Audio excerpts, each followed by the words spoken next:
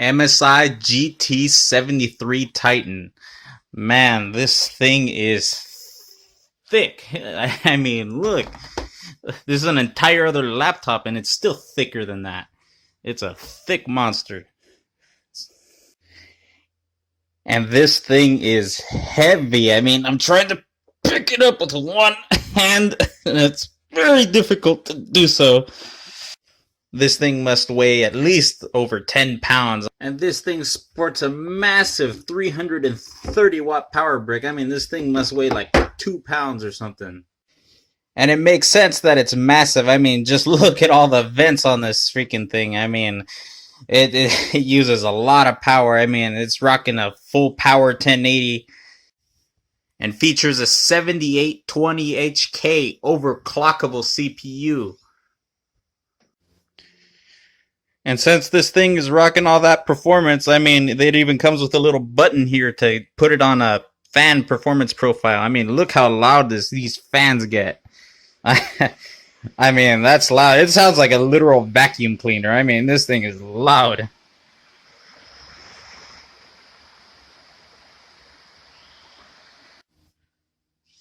This thing rocks a 4K 60Hz display for those of you who love really sharp detail, although it originally came with a 120Hz 1080 display. And for a laptop, this thing actually has some bass. I mean, I don't know if you can hear this, but yeah.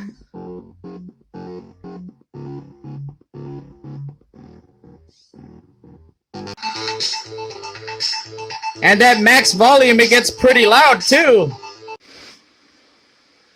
So I put the monitor in 8K just to show off the full potential of the 1080. And if you can see that it's a true 200 watt 1080, I mean, it's equal to the 2070 Super Mobile. I actually did a comparison between them, and they're just about equal. The 200 watt 1080 is equal to the 115 watt 2070 Super.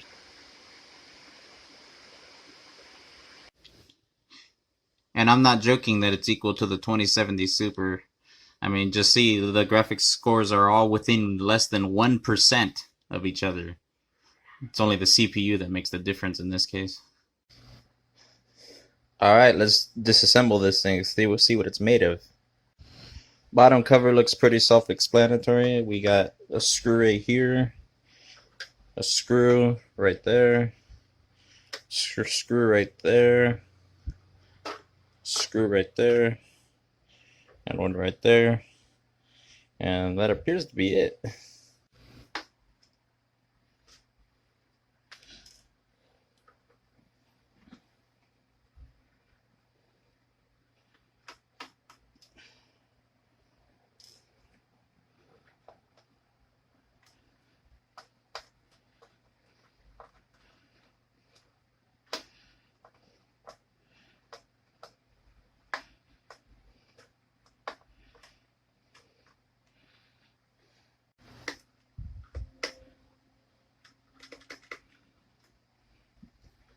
I'll just drop them off there.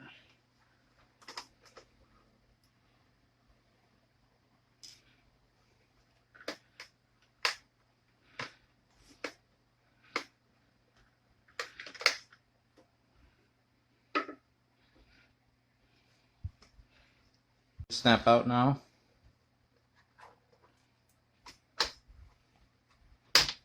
There you go.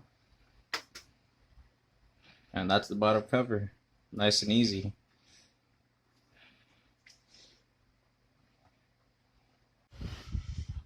Wow, no wonder that cooling is amazing. Look at all those heat pipes. Wow, my goodness. Those are some big fans too. That's a lot of cooling there. No wonder the sound is so good. Look at those subs. It's pretty good. They got one right here on this side too. I don't know if you guys can see that, but there's actually another PCI slot right there for another 1080 card. So, so theoretically, you could upgrade this thing to have two 1080s. First thing we gotta do is unhook the battery. Don't want to touch the motherboard while it's charged. Then after the battery is disconnected and all power is removed, you gotta cycle the power button just in case to avoid any shock. And then apparently there's nothing that really holds the battery and it just kind of plops out. Then we cycle the power just in case. We don't want to shock the motherboard or get any surprises while we work on it. Even the heatsink for the NVMEs is beefy. And I see under it there's the hard drive right there. There's a screw right here that was just removed. There's a hole right here for another one for the fan. Fan header right here. And that's it. Just those two screws hold that fan in. And look how thick that is. That's huge. And this heatsink's pretty easy to remove. Just those 4 screws right there. And this whole component right here comes out.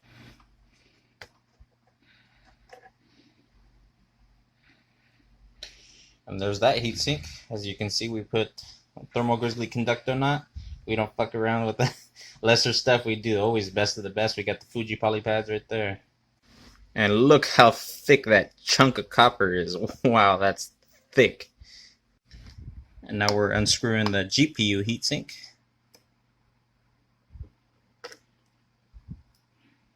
There's our lovely 7820 HK. Nice and taped off with Super 33M thermal tape.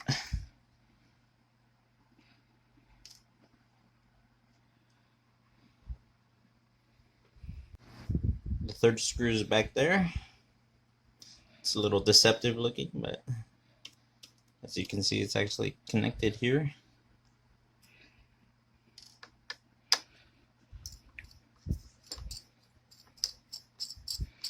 Then we got the 4th screw, the 5th screw,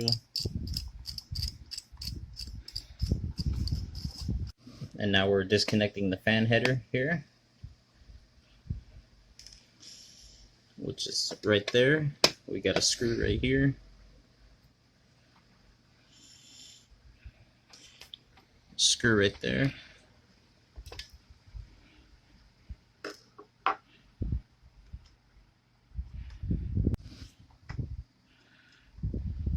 It's a little tricky to get out.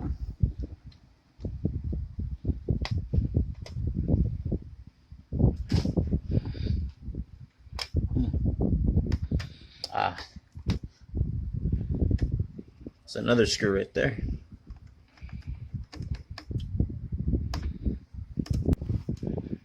Now it should just come out. Yep, nice and easy.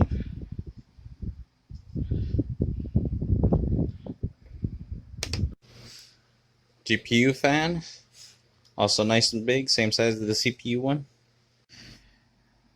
And this is why you tape off your die. As you can see, there's some spillage of liquid metal here on the side. Yep, you gotta make sure to protect it, or else you cause a short and bye-bye computer. Now the heatsink should just come right off.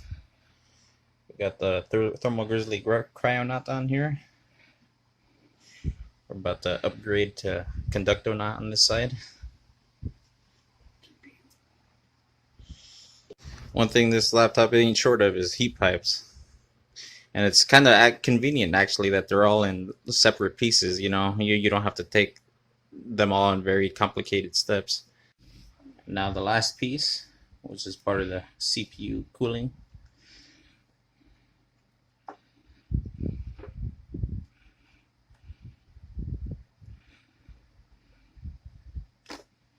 Just kind of have to wiggle it out. Nice big chunk of copper right there. And you can see the 8-phase VRMs here. That's a lot of power. I mean, this card is also removable. I mean, see the power there, and then you got the little PCI slot there. Yeah, it's upgradable. And this is for the second one. And in order to take the card out, you just remove this one and that one over there. And the card should just come right out.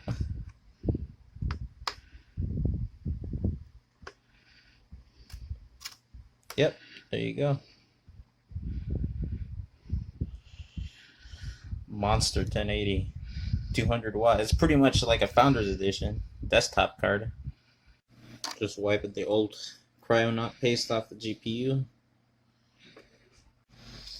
Alright, we'll put on our surgical gloves because things are about to get anal retentive. Now that we got it mostly nice and clean, just some final touches. And then the taping will begin.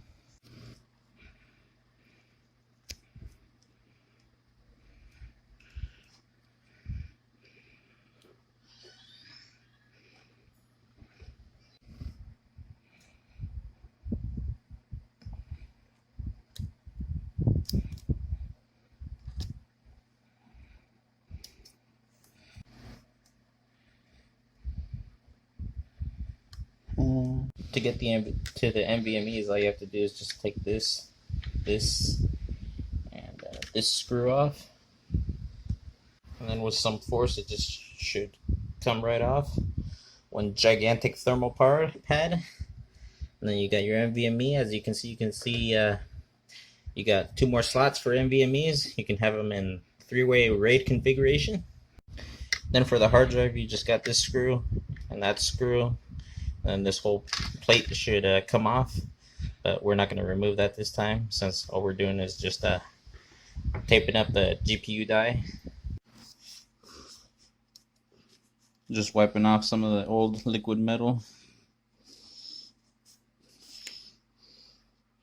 So you can see how it alloyed a little bit with the copper. Just wiping off the last of the liquid metal off the CPU. Wiping off the old cryonaut. Since we don't have enough Fujifilm thermal pads, we're just cutting out ones for the VRAM right there. So we only got a little strip left.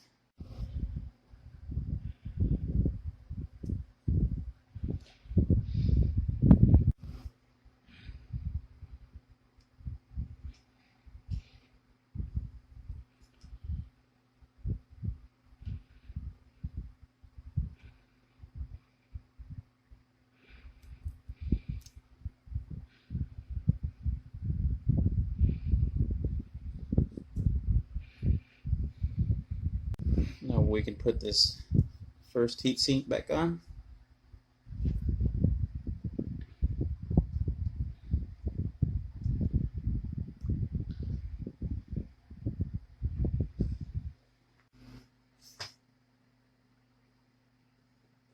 And like before, the screws go in here, here, and there.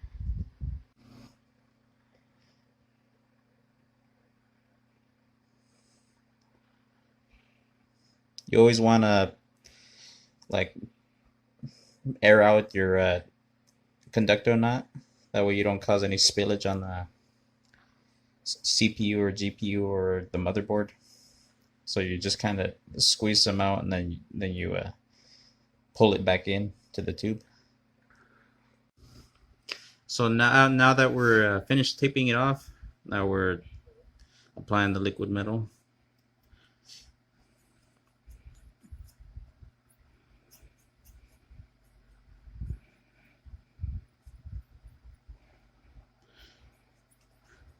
We might have put a little bit too much, but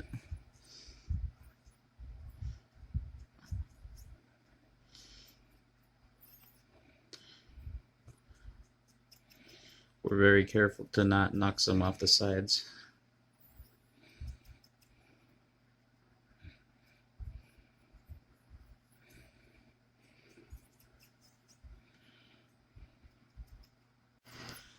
And then in our case, you can actually use some of the liquid metal that's on the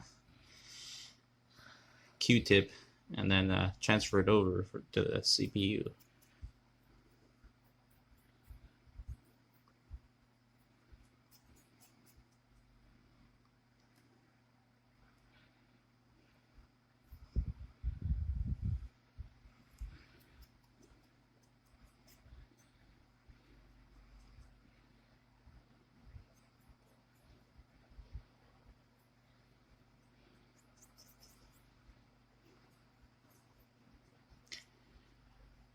And again, the tape is to protect from spillage, as you see there. Now we're putting some on the heatsink.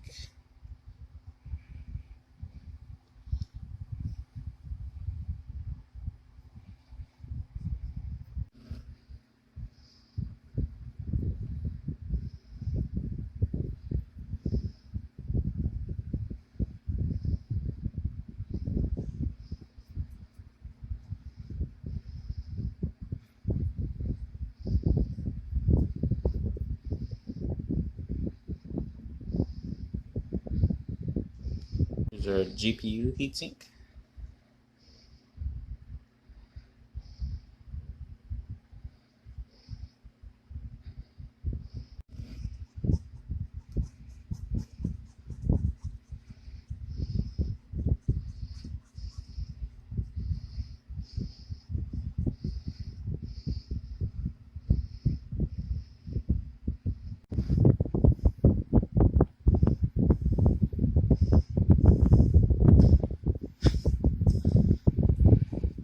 Yeah, nice and shiny. Alright. Now we try to put this heatsink on as carefully as we can.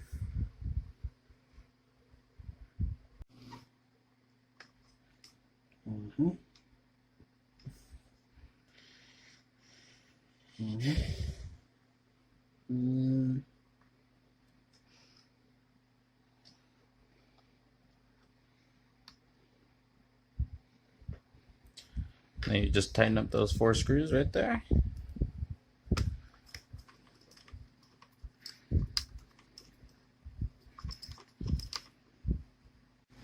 Alright, the 4 screws are on. Now it's nice and tight, and now we're just missing one more heatsink. And now the finishing touch before we put the fans on and the rear cover.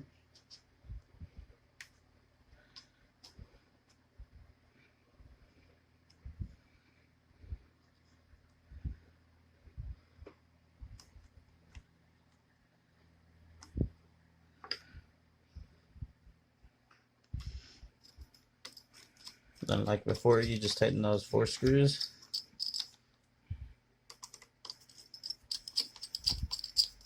Now the GPU fan goes back in now that we have the heatsink nice and tight. The header is a little bit difficult to get to, so we like plugging it in first before we put the fan in.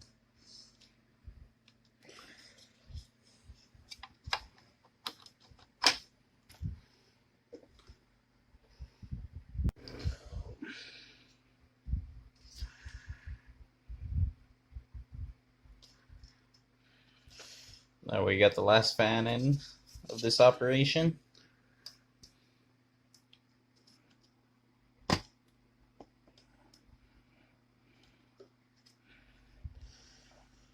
Definitely want to make sure those headers are connected because don't want no overheating issues. Just move the wires from the Wi-Fi card out of the way.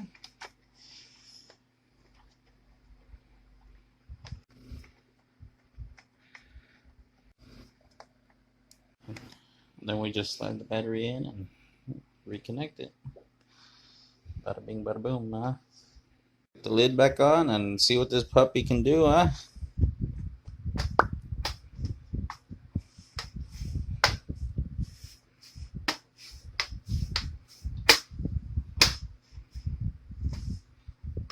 Now let's see if this puppy turns on, huh? Hopefully we didn't brick it.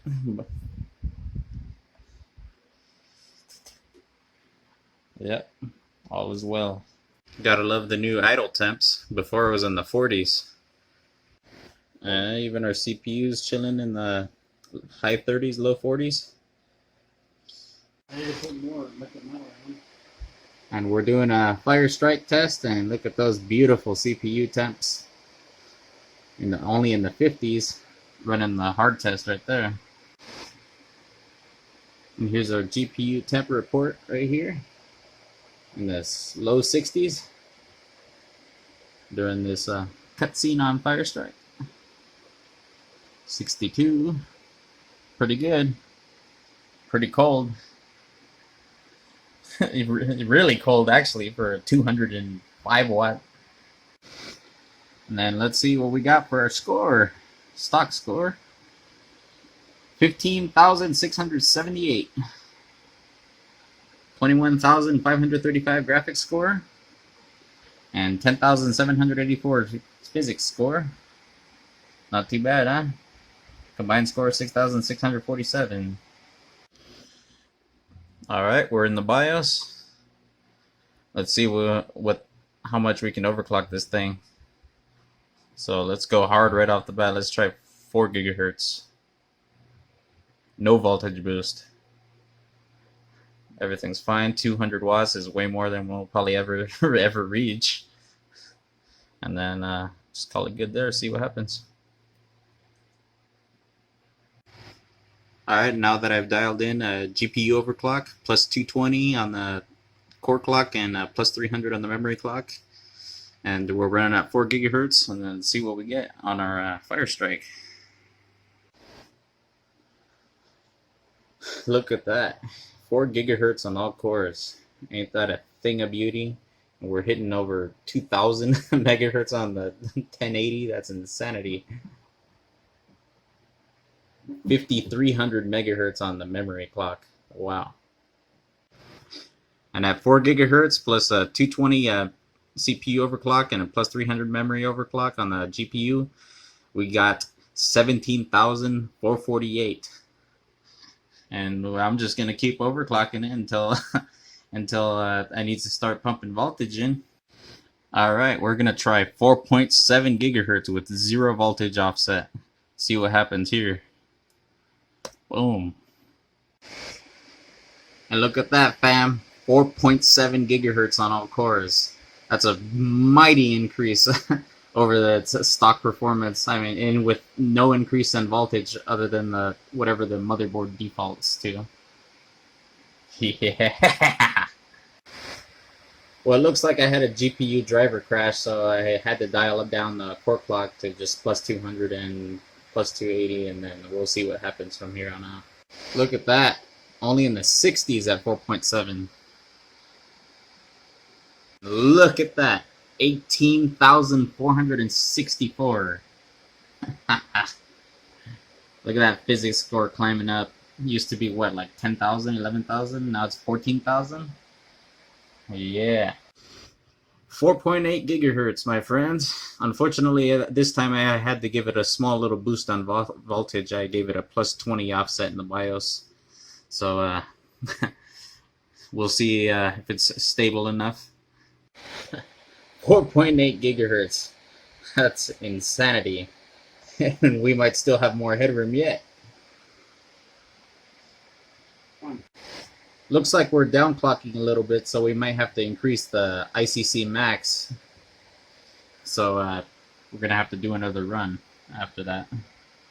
It looks like we have to fix that ICC max issue because we actually lost some score there. Look at that, fam. 4.9 gigahertz.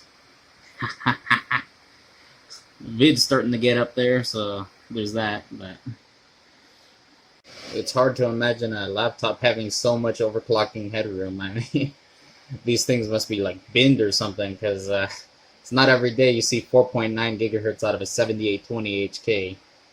That's just incredible. Wow. Even on the physics test, it's not really getting all that hot. Mostly in the 60s with the top 2 cores and the super low 70s. 18,436 score. Our physics score is just under 15,000. Wow. Now that it's got this high, can it do it? Can it do the 5.0? 5 gigahertz. We're about to find out. Plus 65 offset. We might need more voltage for this one. But again, we're going to find out real quick. Well, 65 offset crashed, so now we're trying a 75 offset. Well, that's random. Out of memory error, and then the computer completely seized up. At least we made it into Windows this time. Okay, guys, I guess it needs a crap ton of voltage to do 5 gigahertz. So I strongly recommend none of you guys ever going that high on the offset. But I'm just gonna go for broke on this one, and then do a quick bench, and then immediately turn that shit down. But as you can see, guys, it's actually doing it. 5 gigahertz. 5 freaking gigahertz. That's insanity. Well, guys, it looks like we crashed, so this journey is done for now. Alright, now we're going to an even crazier offset. 1 plus 110, 5 gigahertz. Let's go. Let's run this bench before my CPU fries. Doesn't that make for just a beautiful screenshot to show all your buddies on Reddit? 5 gigahertz. 5 freaking gigahertz on a laptop. Please don't crash and please don't fry and please don't crash and please don't fry. Here we go, physics test. Come on, baby. Please survive. I will survive. Oh yeah. Look at them temps. 75, 73 at 5 gigahertz. Yeah, this thing is a monster machine. We've done it, boys and girls. 5 gigahertz. Fire strike. 18,792 score. 15,183 physics. 23,430 graphics. 8,831 combined. And that's a wrap. Alright, let's underclock this thing before I fucking kill it. Oh. It was just an instant too late.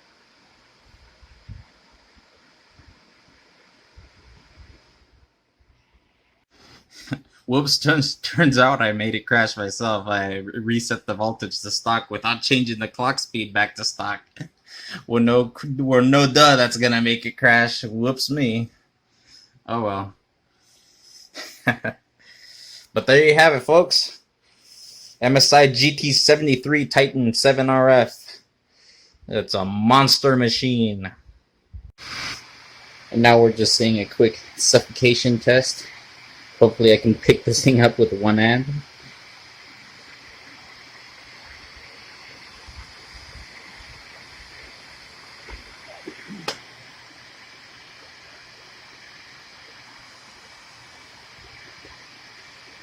No suffocation at all.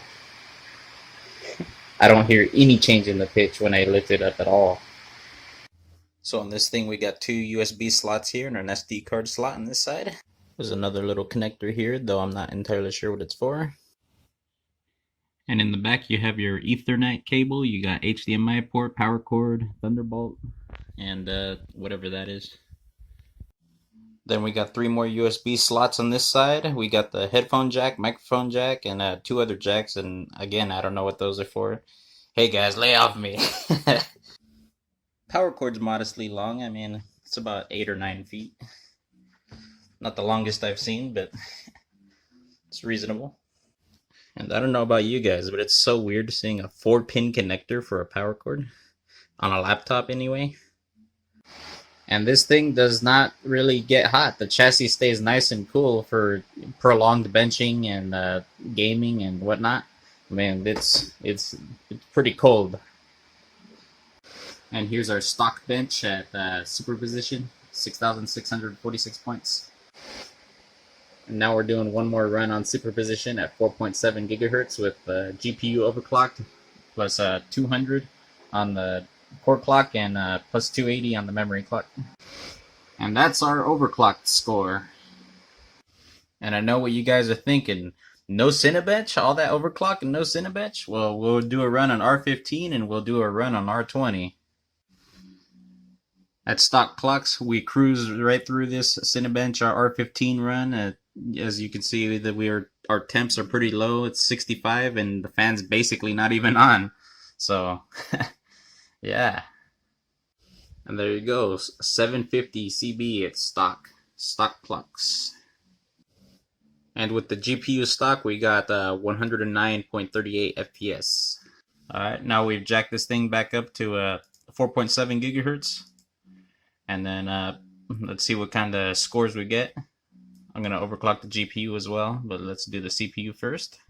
Since we're at 4.7 gigahertz, our temps are a little higher this time. As you can see, we're in 70s, mid 70s.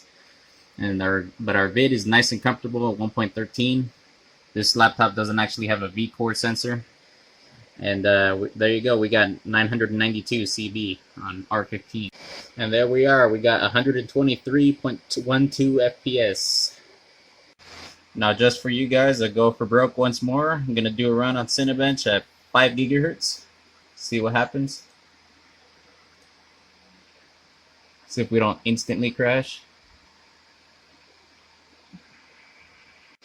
Starting to get into the very high 70s, low 80s now. As you can see, the vid is getting a lot higher now. But it is 5 gigahertz. 1033 score at 5 gigahertz. Now, funny enough, as soon as I reported that score at 5 gigahertz on Cinebench R15, my computer crashed. So we're going to do a stock run at 3.9 gigahertz, 3.7, 3.6, 3.5 gigahertz. And then we'll see what kind of scores we get on R20. We'll do the single core since this one takes forever. Are we done yet? No. Are we done now? Nope. Well, since Cinebench is taking forever, I just put it right next to this other laptop just to have a little size comparison. By the way, the only reason this one's looks higher than the other one is because this one's on pegs, whereas this one's sitting flat. And then here's this other laptop, the Clevo PB51DF2 on top of the GT73 Titan VR. Again, the Clevo's on pegs, hence why it's so high, but it's just showing off the scale of the Titan itself. Alright, come on, is this thing even progressing? Ugh, almost looks frozen. Windows is not crashed. Yep, everything looks fine. Oh, there we go. 390 points. Alright, now that single core ordeal is over, now we're going to do the multi-core. And we got a score of 1824, and that's it for stock. See what we get at 4.7 gigahertz now. Now we're at 4.7, we're doing the single thread again, or single core I should say. 4.7 gigahertz with no voltage boost. That still blows me away. That's pretty nice. I mean, it wasn't until what, 10th gen before you could start seeing stock clocks like that. Wow, it makes a world of difference to be running this at 4.7 compared to stock. This single thread is going way faster than it was before. Single core, I mean. And there you go. On single core, we got 466 points at 4.7 gigahertz. And now we're doing the multi-core test. See if it handles this pretty okay. Looks like R20 is giving it a little bit harder of a time than R15. We're into the low 80s on 4 threads. Oh, mid 80s. There you go. And there's our result. 2,432 points and 466 on single core at 4.7 gigahertz.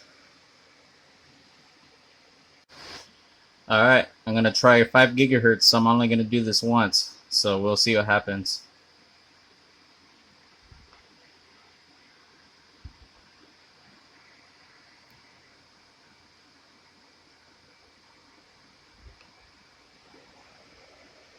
.0.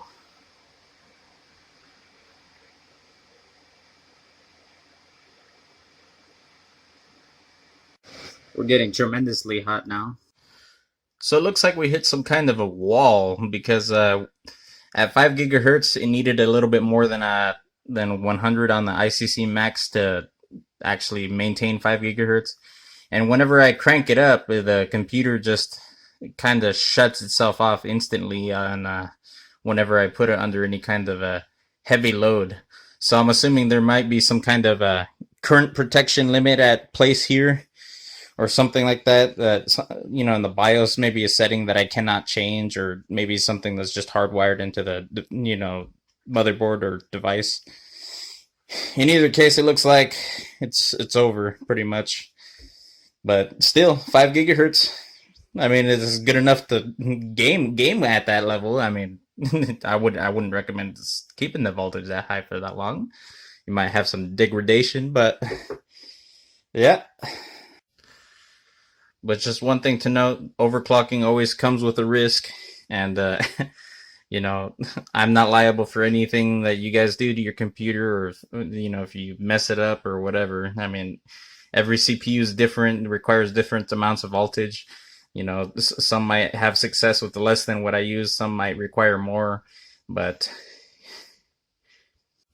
definitely don't copy my settings and don't try what I do. So always overclock at your own risk. And now we're just showing off a little bit of the backlight bleed. There's not much. I mean, there's a very small amount, but for the most part, it's nice and almost perfect.